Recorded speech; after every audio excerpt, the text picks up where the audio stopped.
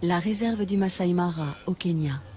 L'un des lieux emblématiques de la vie sauvage, avec ses hôtes de toujours, les herbivores en perpétuel mouvement et les carnassiers en embuscade. Cette image de la savane africaine s'impose comme une évidence. Pourtant, les scènes qui vont suivre nous montreront que l'existence de tous ces animaux ne se résume pas à la simple alternative manger ou éviter d'être mangé.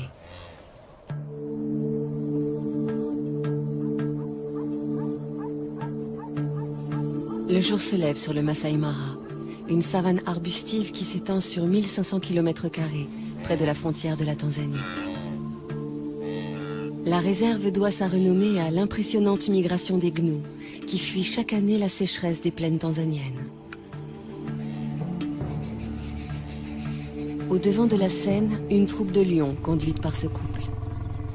Tout autour, les voisins qu'ils côtoient le plus fréquemment, zèbres, gnous, éléphants, impala, girafes.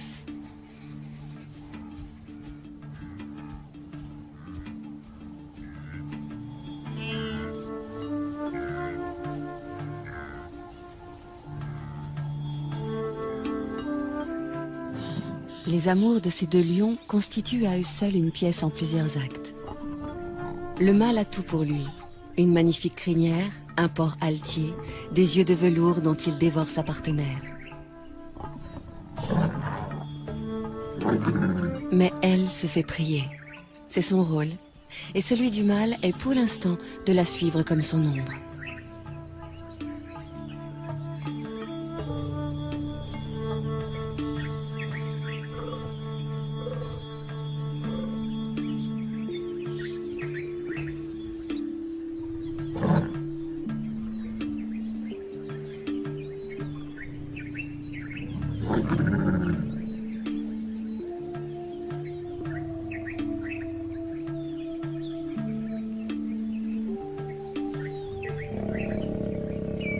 Les chaleurs de la lionne durent 4 à 6 jours, avec au moins 24 heures de prémices, approche prudente, présence assidue mais discrète.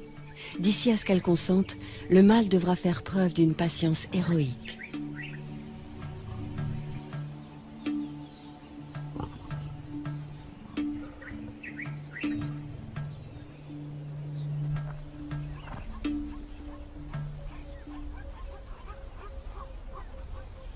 Pourquoi tant d'herbivores dans le Masai Mara? Parce que nous sommes en février, période où cette savane offre une herbe fraîche, riche en protéines. De jeunes pousses surgit 2 à 3 semaines après les pluies. Pour s'en repaître, les gnous sont prêts à parcourir 700 km depuis les plaines du Serengeti au sud.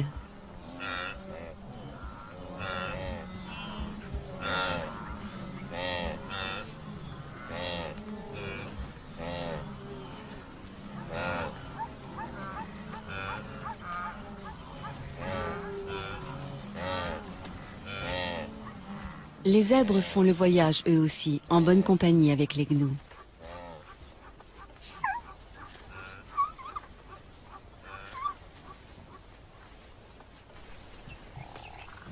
Comme il se doit, les lions prennent leur tribu sur ces troupeaux, ou plutôt les lionnes, puisque ce sont elles qui chassent.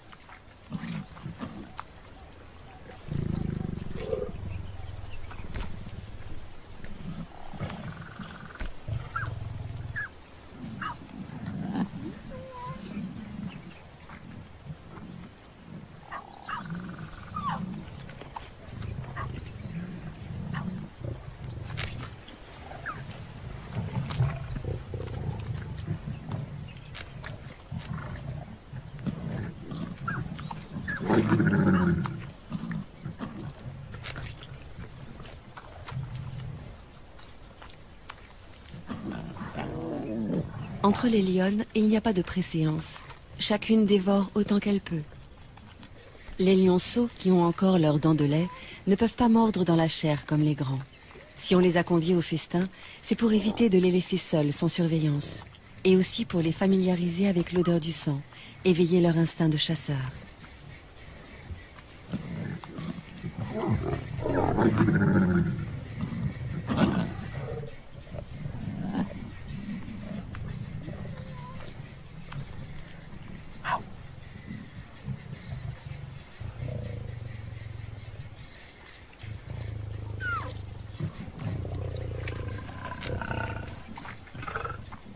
Celle-ci est la plus experte de la troupe.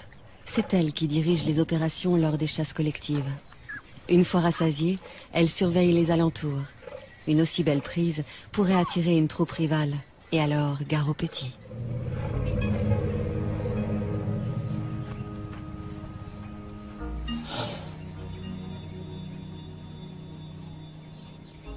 Marcher des jours, des semaines pour trouver les bonnes plantes, c'est le lot de tous les herbivores du Masai Mara.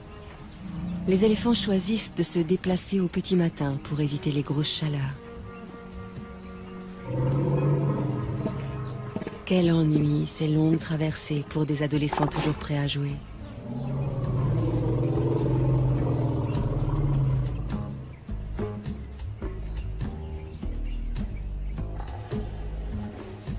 C'est la matriarche, une éléphante âgée et expérimentée qui prend systématiquement la tête du cortège.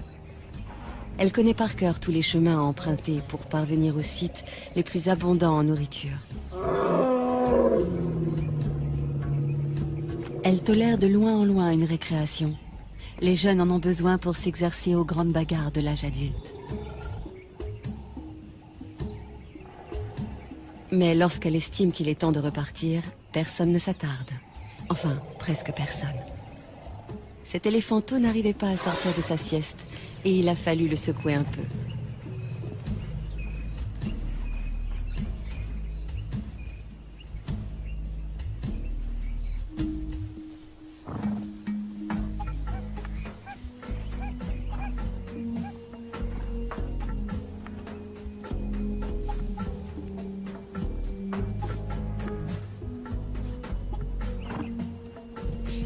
Un étalon pour plusieurs juments qui lui restent fidèles toute leur vie. Les petits harems que forment les zèbres de Burchell vivent plutôt harmonieusement, avec juste les querelles d'usage. Du moins tant que ces différentes familles peuvent s'isoler les unes des autres. Mais à l'époque des migrations, surtout si elles coïncident avec celle des amours, la promiscuité génère de violentes rivalités entre les adultes.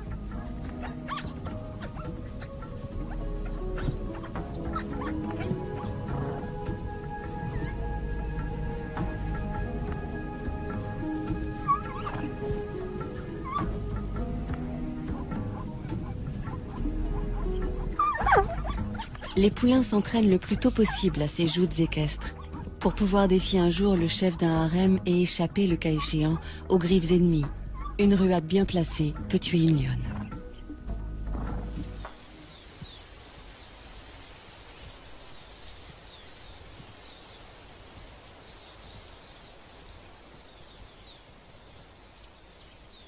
Quand on a la tête perchée à plus de 5 mètres du sol, on repère facilement les dangereux carnivores. C'est l'un des avantages de cette morphologie insolite. L'autre étant de pouvoir atteindre les sommets des arbres inaccessibles aux herbivores lambda.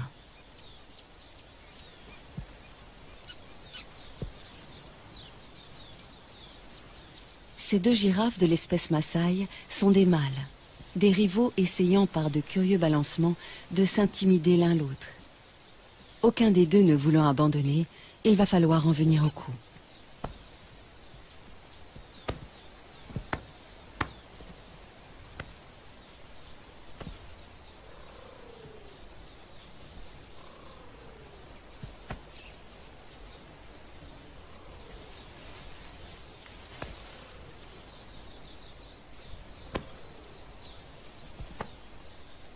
Dire qu'avec ces mêmes gestes, en plus lents et plus doux, un couple de girafes peut se faire la cour.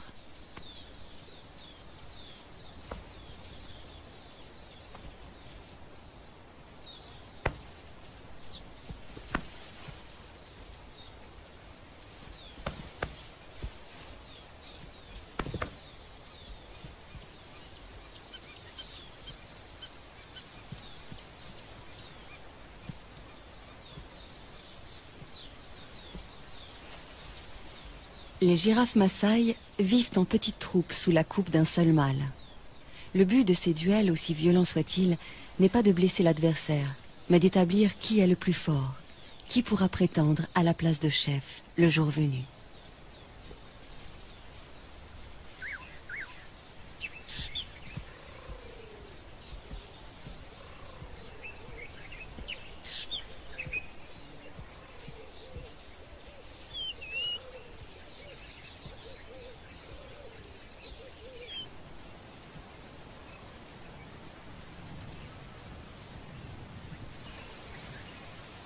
À longueur de journée, les troupes qui comptent parfois jusqu'à 30 ou 40 femelles et jeunes se déplacent pour chercher de la nourriture.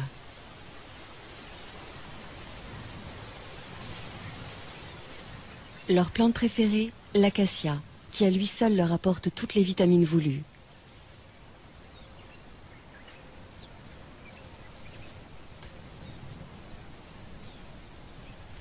L'acacia est hérissée d'épines, mais peu importe. Les girafes ont la bouche totalement insensible et la langue assez souple pour détacher les feuilles sans s'égratigner.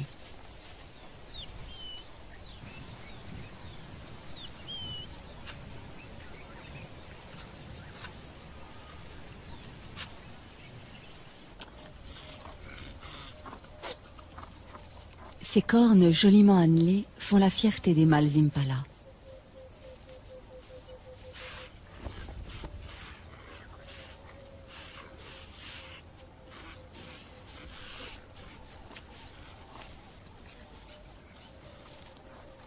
Elles peuvent mesurer jusqu'à 80 cm et ont un pouvoir de séduction qui ne laisse aucune femelle indifférente.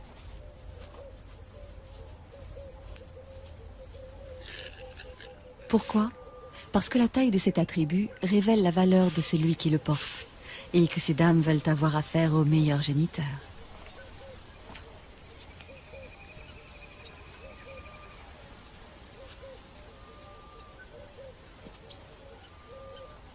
À la saison des amours, le mâle dominant s'approprie un vaste territoire. Les femelles qui traversent son fief sont à lui et il repousse quiconque essaie de les approcher. Une tâche exténuante, surtout que ces harems de 100 femelles ou plus attirent de nombreux prétendants fortement motivés.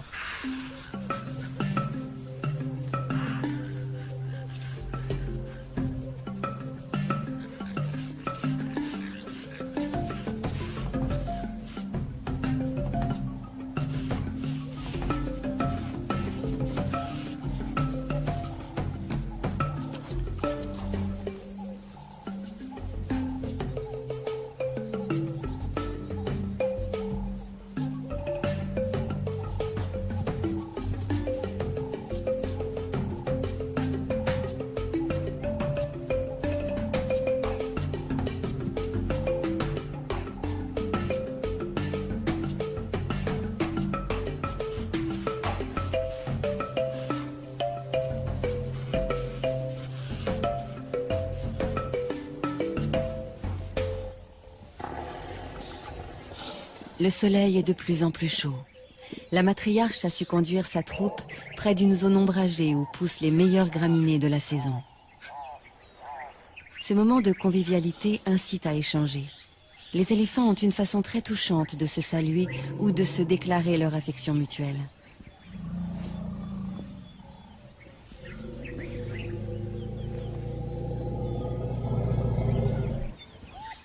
Quel extraordinaire outil que cette trompe. Plus de 100 000 muscles, une fonction préhensile, une souplesse très commode, et suffisamment sensible en plus de cela pour exprimer des sentiments.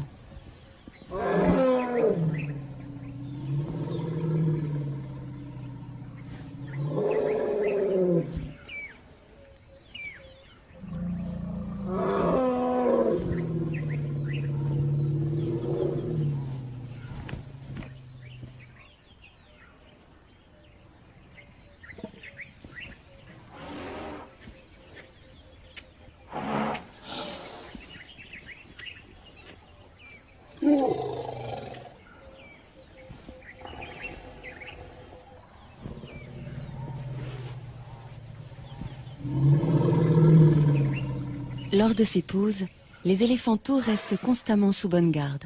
Ceux qui ne sont pas encore en âge de brouter en profitent pour s'offrir une petite tétée. Ils y ont droit jusqu'à 3 ou 4 ans. L'autonomie commence bien plus tôt pour les petits impalas. Ils ne sont allaités que pendant 5 mois, après quoi ils doivent brouter comme les adultes et surtout être capables de suivre le mouvement du troupeau. Par contre, pour avoir un territoire à eux, les jeunes patienteront jusqu'à l'âge de 4 ans. Ce temps d'attente se passe au sein de la harde.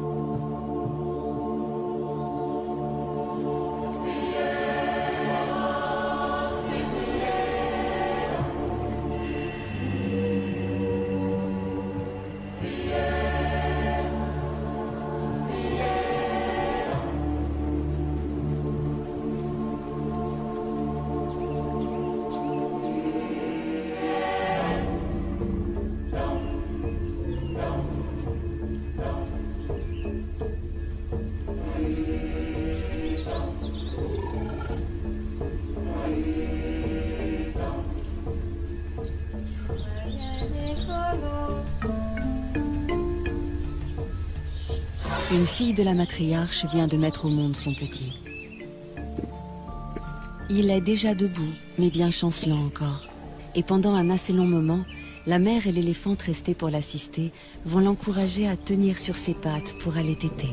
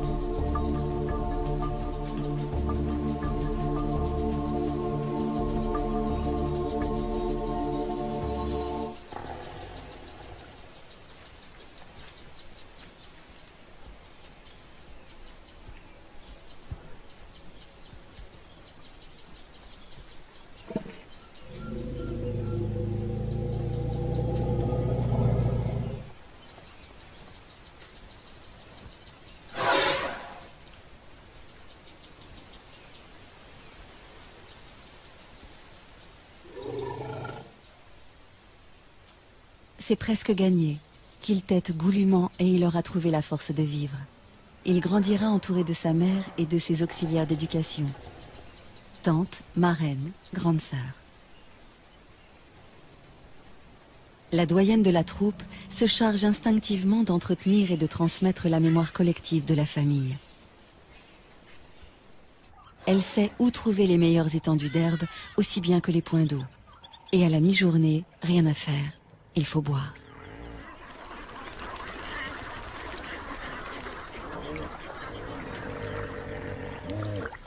Ce ne sont pas 3 hippopotames somnolents qui vont les empêcher de se désaltérer.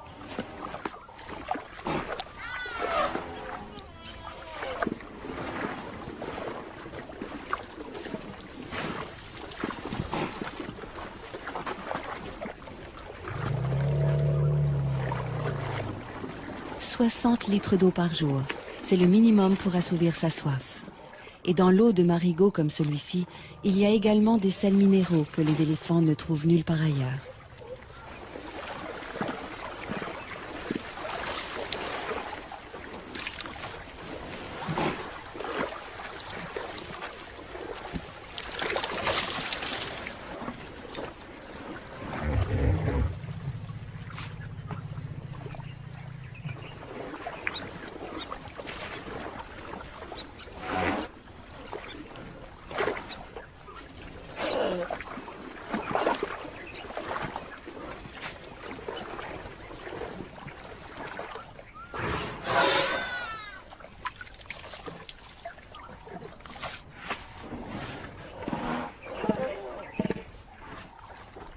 Les mares sont non seulement des abreuvoirs, mais aussi des points fixes où les mâles solitaires peuvent reprendre contact avec la troupe pour éventuellement s'accoupler avec des femelles.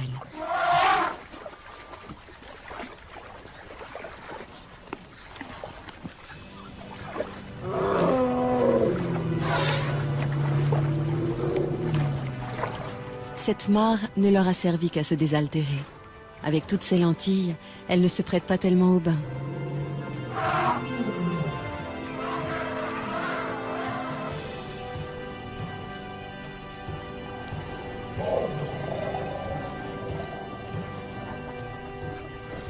Le bain est indispensable pour éliminer les poux qui s'incrustent dans les replis de la peau. Bain classique dans l'eau, bain debout, tout aussi radical pour asphyxier les parasites, ou encore une douche de gadou.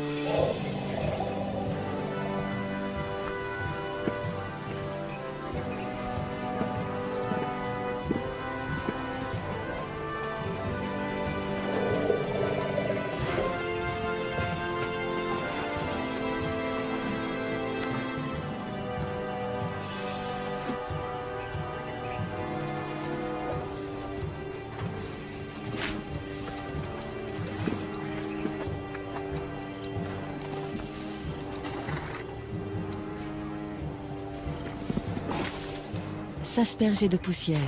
Autre technique pour se débarrasser des bestioles qui vous harcèlent.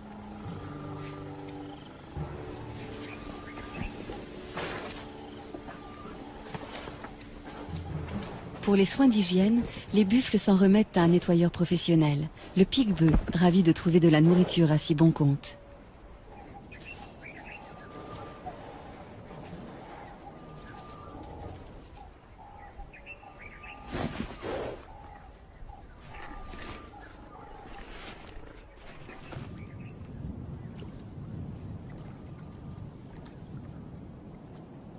Une sentinelle dans un drôle d'uniforme. Le jabiru du Sénégal, cousin des cigognes.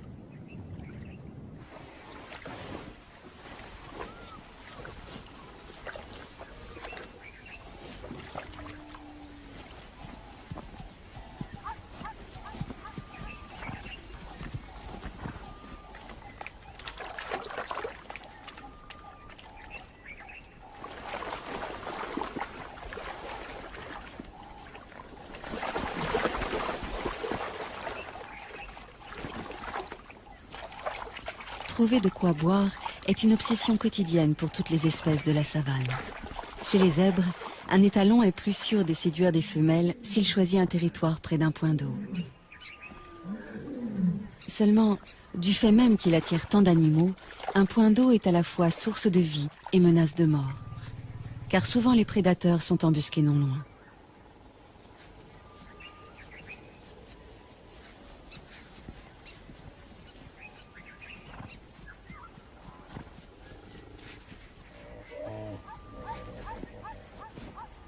Se rassembler, faire bloc, c'est la meilleure des défenses.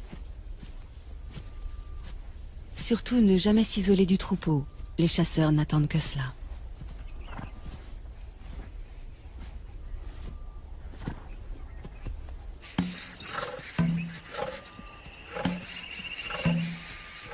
Pour une fois, les zèbres se sont affolés inutilement. Les lions venaient juste se désaltérer. La proie qui s'agite tout près, c'est le hasard qui vient de la mettre à leur merci.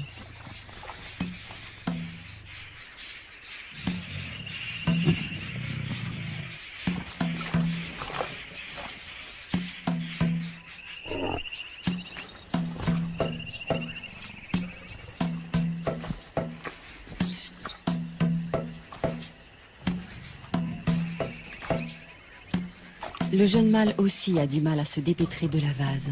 Mais hélas, moins que le zèbre lourdement handicapé par son poids.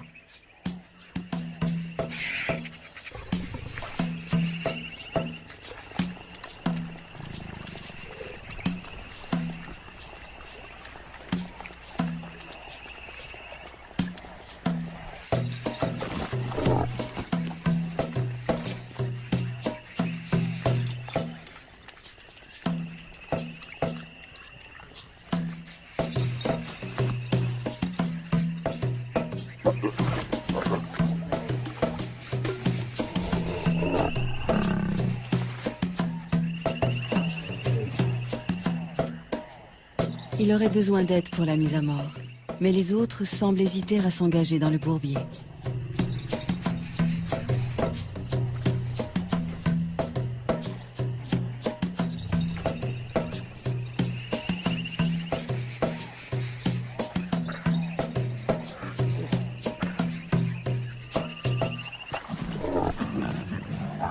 Certains préfèrent chahuter pour l'instant.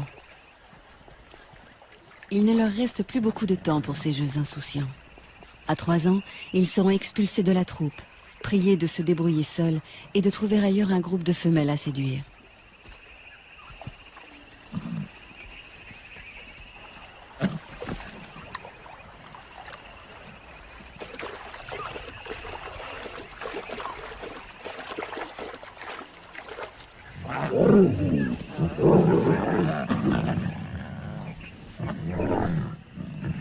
Lorsqu'ils simulent des combats et se chamaillent, ces adolescents préparent leur vie future de mâles dominants et de chasseurs. Ces entraînements développent la force physique et la réactivité.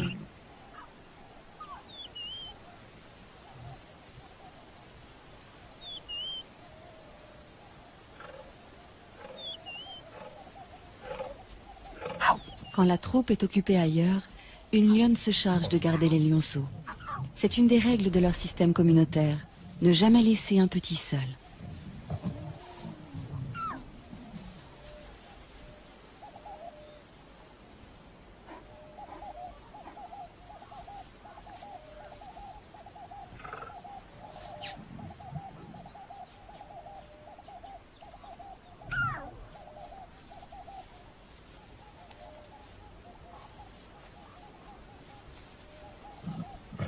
Qu'ils soient les siens ou ceux d'une autre, la lionne les allaite sans aucune discrimination.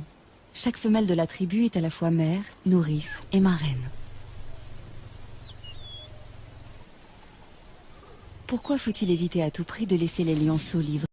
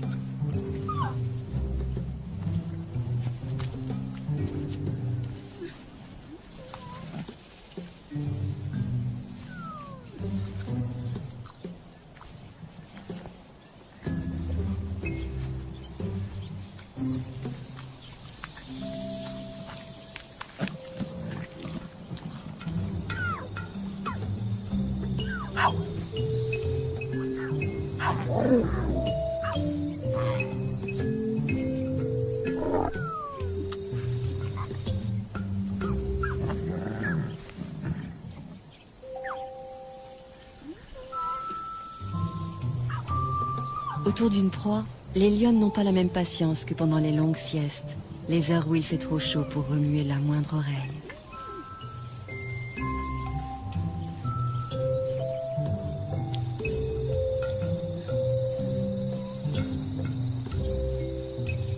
Encore que pour les lionceaux, les siestes se transforment immanquablement en bagarres sans fin.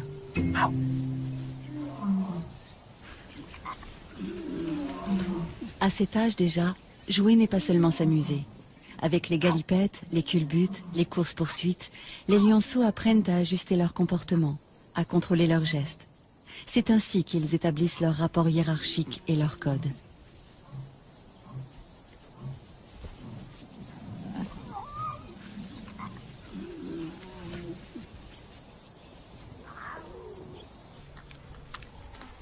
Une carcasse de seconde main, celle d'un gnou à demi dévoré déjà par une tablée de lions.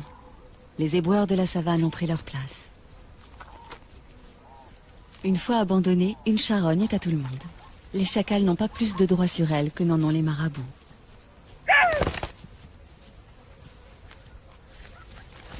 Harcelés par les marabouts, les chacals ont préféré s'en aller, mais non sans emporter un magnifique trophée, la queue du gnou.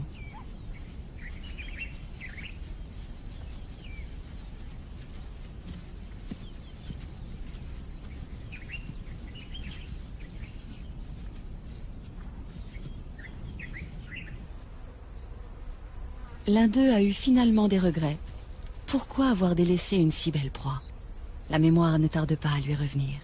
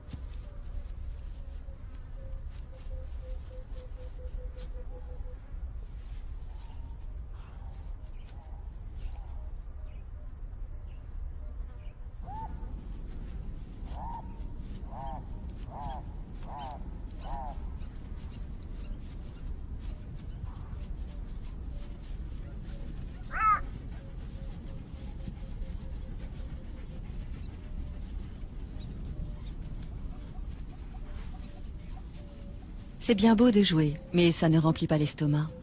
Et si l'on ne trouve pas de charogne, que reste-t-il? La chasse.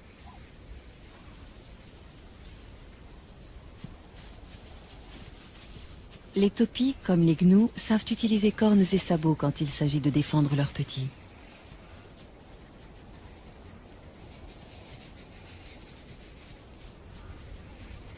S'attaquer seul à 2 fois plus grand que soi, est-ce bien sérieux?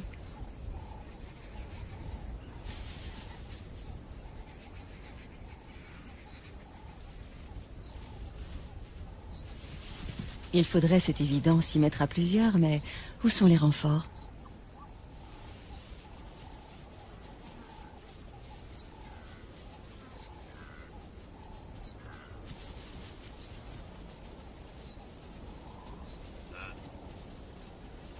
Les voici, mais trop tard.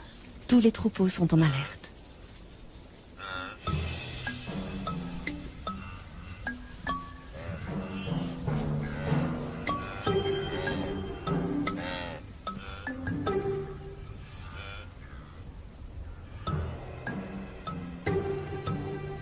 Des gnous, on connaît surtout les immenses cortèges marchant vers leur terre promise. Quand un troupeau interrompt sa progression, c'est pour la bonne cause, l'amour. Les mâles, âgés d'au moins 3 ans, cherchent à rassembler autour d'eux le plus possible de femelles.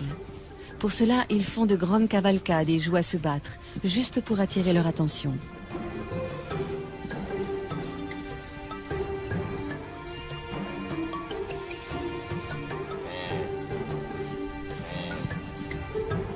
La frénésie et la nervosité des gnous les poussent parfois à des comportements étranges, comme dans la scène qui va suivre. Un bébé de quelques heures à peine, rudoyé par plusieurs adultes.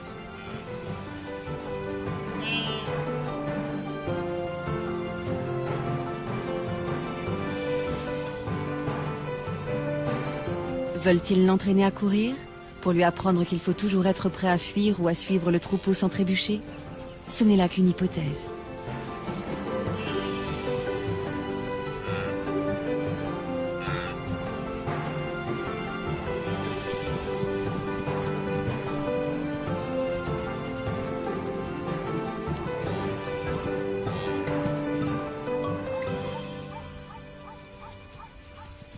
D'instinct, le petit gnou suit sa mère comme son ombre. S'éloigner d'elle, surtout quand le troupeau se met en marche, c'est risquer de la perdre. Et mourir à coup sûr car aucune autre ne la remplacera. Une mère gnou n'accepte jamais de nourrir un autre petit que le sien.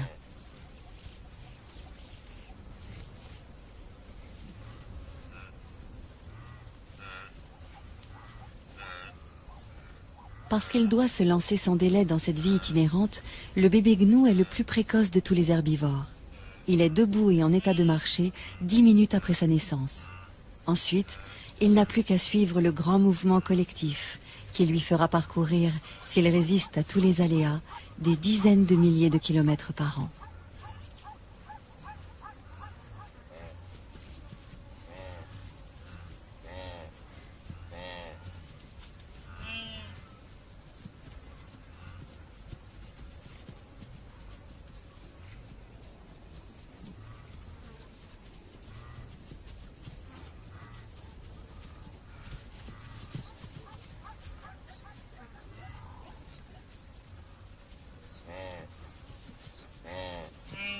Tous ceux qui parcourent ces plaines herbeuses, que ce soit les gnous en troupeaux denses ou les taupiers et les zèbres beaucoup moins nombreux, tous, excepté les éléphants, ont à craindre évidemment les grands carnivores. Notre tribu vient régulièrement puiser dans ce réservoir de proies, visant toujours les plus vulnérables, les bébés, les vieux, les infirmes.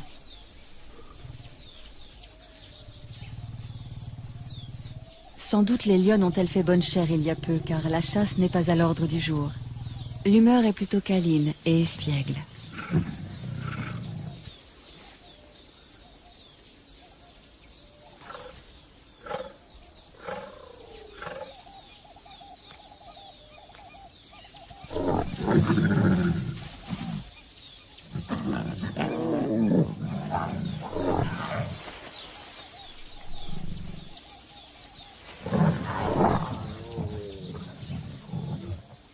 Les jeunes viennent de trouver un jeu très amusant qui nous rappelle quelque chose.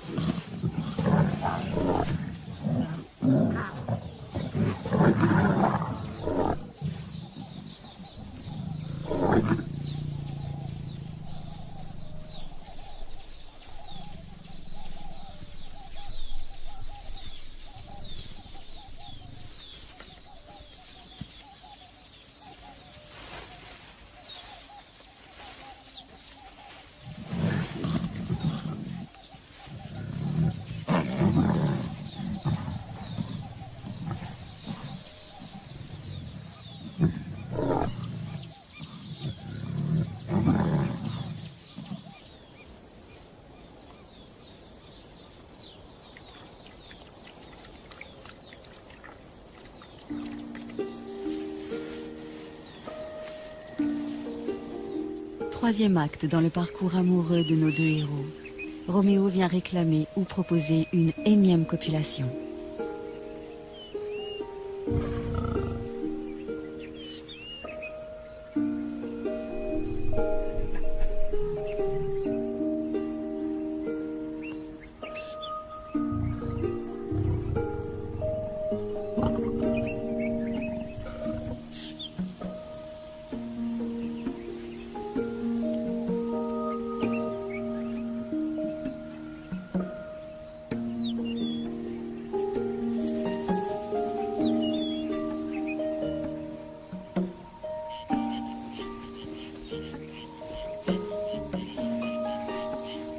Le jour décline, il fait moins chaud, le moment que beaucoup attendaient pour aller boire.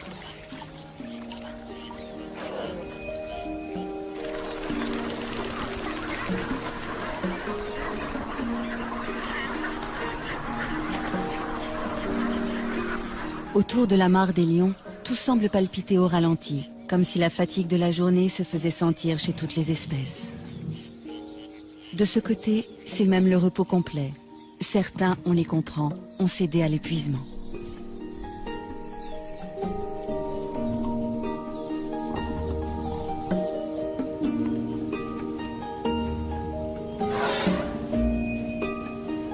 La nuit va bientôt tomber sur le Masai Mara où évoluent jour après jour les éternels nomades, les chasseurs chevronnés et tant d'autres animaux. Au rythme des saisons, la lutte de chacun pour sa survie maintient ce juste équilibre dont la nature africaine a le secret.